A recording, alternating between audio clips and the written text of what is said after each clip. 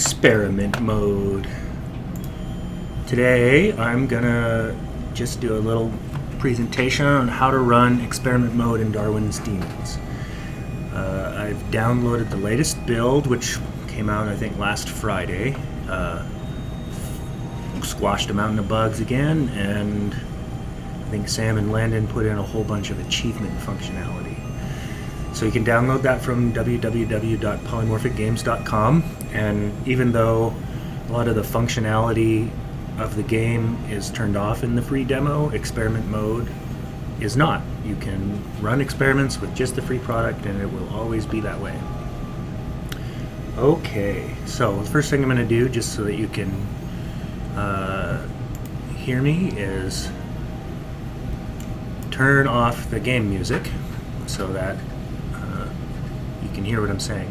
Now, while you're in the options menu, if you're wanting to run experiment mode, you should pay attention to this first thing up here called record data. You have to make sure that this box is checked so that the data files that the game produces are actually written to your hard drive. By default, it is unchecked because we don't want to fill up your hard drive with a bunch of data files if you're just playing the game for fun. The other thing you want to pay attention to is right here, the path. So this is telling you on your system where the data files will be written. This is your save game data, high scores and whatnot, achievements that you've unlocked. There will be other files in this directory that are stamped with the day, the month and day that you ran that particular experiment or run.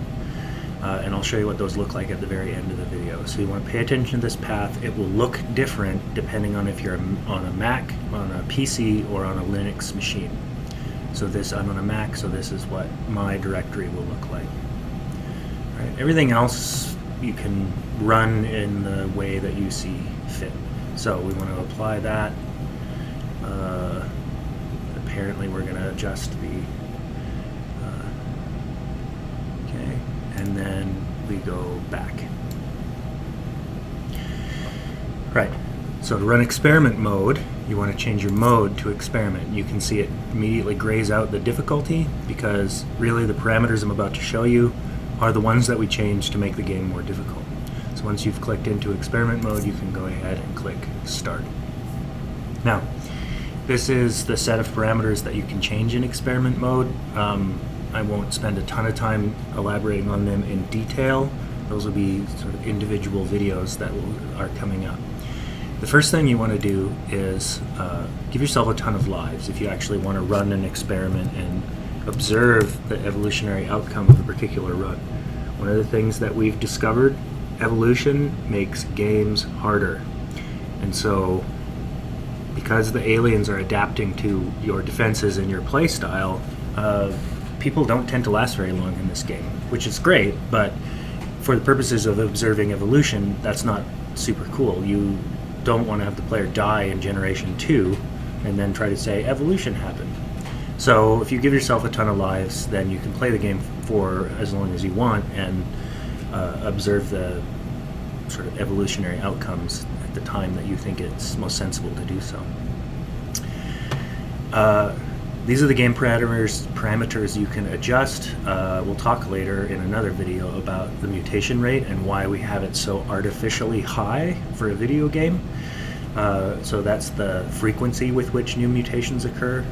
Standard deviation is an indication of the size of the new mutation that can occur. So if we crank this way up, you will die very quickly because the effect of the mutations on the phenotypes will be very, very large. A general default game mode, the standard deviations is set at about 0.8. I'm going to go ahead and have some fun, so we'll set it around 4. Tournament size, again, will get its own video. This is the number of individuals that compete against each other for the right to become a parent and produce a child for the next generation. Recombination we'll leave on. Free recombination is the default in Darwin's Demons. Waves per generation scales with population size, so let's increase that a little bit. So the organisms come in little subwaves, and that's what this number is. In the future, we'll make this explanatory text more rich and substantive, and it'll tell you, oh, this will be the total population size per generation. Anomaly rate is it's sort of like a migration rate. It's the rate at which genetic anomalies appear in your game. So this would be 0.1 or 10% probability per generation. So we don't want anomalies in this particular example, so I'll turn it way down. But the anomalies are individuals with large effect mutations at various points in their genome. These are all the different genetic backgrounds you can start with if you want, and then these are the fitness components that drive the game. How long the organisms live, how close they come to shooting the player when they shoot, and how far down the screen they get. Alright, so I think I'm just going to go ahead and play the game on mostly its default settings with a couple of exceptions. And then this will look familiar. Now once you hit start, you can select your ships, and because this is the demo, all of the cool stuff is disabled. In the unlocked build, I immediately go to the classified stuff. So I'll just select some of the default equipment here just to show you the basics of experiment mode. So I'll play a few generations, explain a few things, and then show you where the data go. And it looks like we still have music, so I'm going to go ahead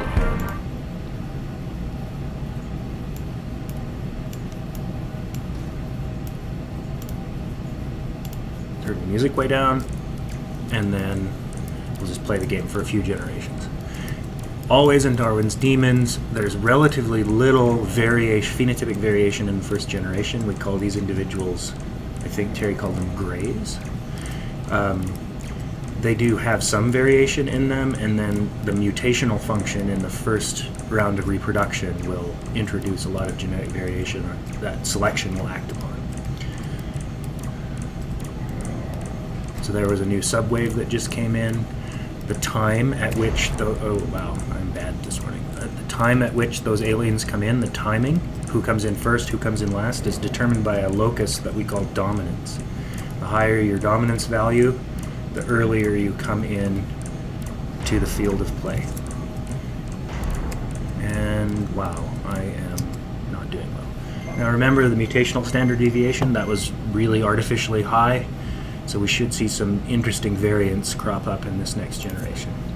This is telling you the top 5 individuals in terms of total fitness, and you can see most of them accrued that fitness by getting low on the screen. That's what we call aggression. I won't worry about this right now because we've got to wait a few generations before the data really look cool.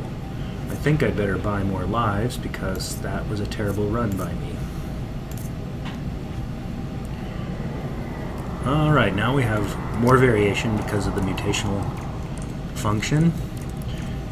You can see all of the different basic morphology types and their different projectile types. The homing ones are particularly vexing. Ooh.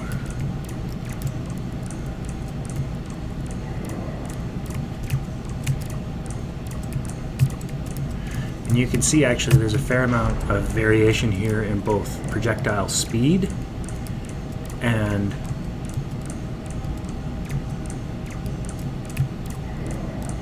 firing rate and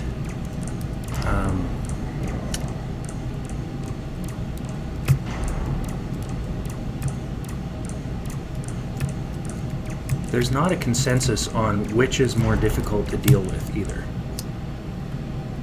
The slow projectiles can be terrifyingly bad. So, all right, we'll do one more generation just to sort of get a feel for what the data look like, and then I'll show you what the game data look like that are written to your hard drive. So I forgot I gave myself 1,000 lives, so I wasted a bunch of money on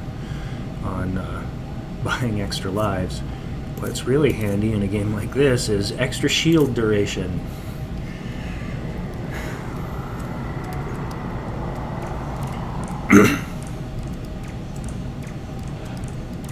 Whoa.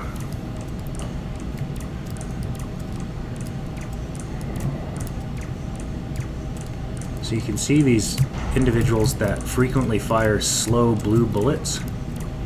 That is an outcome that turns out to be quite difficult to beat with standard equipment. You end up with this wall of icy bullets that you just can't even navigate your ship into to get under the creatures to shoot them. Now, a common defense against something like that is to purchase guided missiles, and then you can fire from over on the side and hit them, but then they tend to evolve other strategies. Oh boy.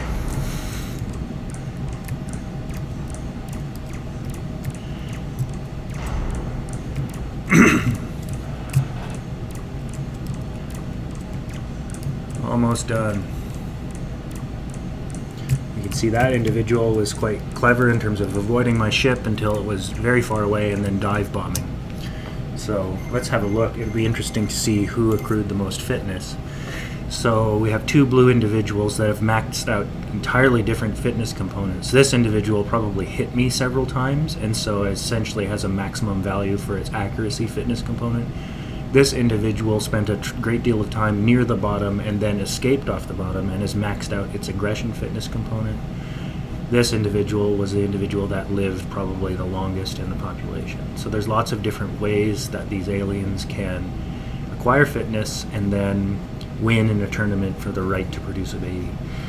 You can see this isn't, we'll do a video on dominance, but dominance right here is going down. It's better, it's more advantageous, we think, for them to come in late rather than early. The rest of these I'll do separate videos on.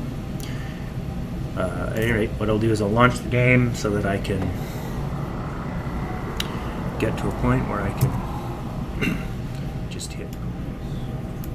Okay, what I'm doing now is I'm going to go to my Finder, and I've done this a lot, so I already have the folder from that path in options, in the options menu, set in my Finder. So I will go to my polymorphic games folder in my application support library area, and you can see there's a subfolder called Darwin's Demons, and in there live your saved game data, like your high scores and those kinds of things, but also the data files for the runs where you had record data selected.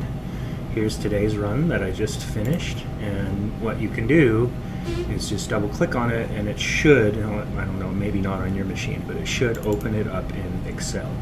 Now we're working on this. For some reason Excel doesn't like the kind of file that we're writing out with the Unity, but we'll put a developer on this and fix it at some point.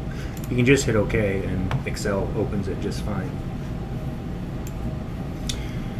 And this is what a typical data file looks like. I'm not going to go into all of the details of all of the genes here, but the way it's organized is that the category of data is along the top in the columns, and you get things like fitness, you get some phenotypes, you get genetic values depending on what you're looking at. So here's the color of the individual, morphology related genes, genes relating to when and how often they fire, genes related to their movement behavior in both the left, right, and up, down axes. There's the dominance gene that determines when they enter the field of play.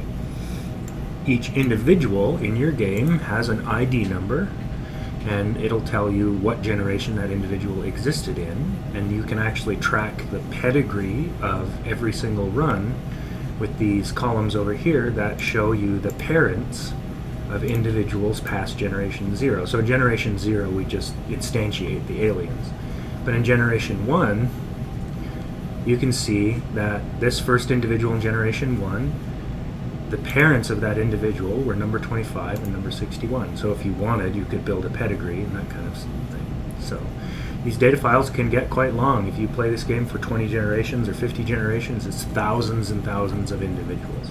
So in the subsequent video, I'll show everybody how to ingest these kinds of files into R. We'll upload some R scripts onto the website so that you can have a look at the kinds of evolutionary outcomes that have happened in your games. Anyway, thanks for watching, and I'll see you later.